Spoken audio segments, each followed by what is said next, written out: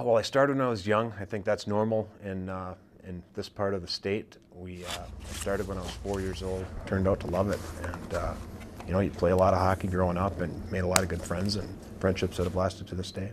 When we were growing up, like Ryan said, that we didn't. A lot of us didn't know right away that he was hearing impaired. He played it off pretty good. He's very good at reading lips and stuff like that. But once we became aware of it, it didn't seem to become an issue ever. Ryan Krajewski loves hockey so much he even officiates. Unhappy fans, players, and coaches don't bother him. He usually can't hear them. Yeah, I've always had an interest in the officiating side of every sport I've played, so it's kind of a natural fit. I sure enjoy doing it, and it's a good way to stay involved. The sounds of hockey are something we take for granted. But for Ryan, he can't hear this without his hearing aids. As a youngster, I was just uncomfortable wearing them. I had them when I really needed to hear, and in a classroom setting, I wore them.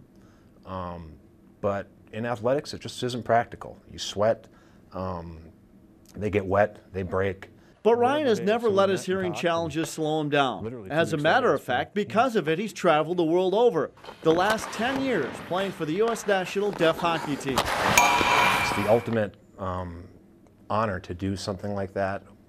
For most of us hearing impaired guys, a lot of us, we're patriotic just like every other American citizen, but we can't represent our country in the military. Most of us can't be a part of a police force or firefighting force, anything of that nature, where traditionally we all had dreams of doing a lot of those things, but because of our hearing, we're ruled out from those professions and those kind of things. So this is just one way where we can put on the red, white, and blue and say, yeah, we're part of that too. Been friends with Ryan for a long time, and Ben Johnson as well, a couple of my good buddies, and they've been doing this for years, and it's just an honor to see guys from our area playing for our country and represent well. Ryan did have normal hearing, but around the age of 5, he lost it due to a male genetic family condition. His father, uncles, and male cousins are also all hearing impaired to some extent. The challenge is that I always had to have my head on a swivel. The coach could be yelling things from the bench and I'd be oblivious to it.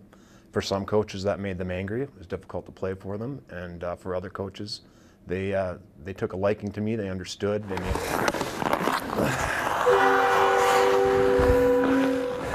In Proctor, I'm Tom Hansen, KBJR 6 and Range 11.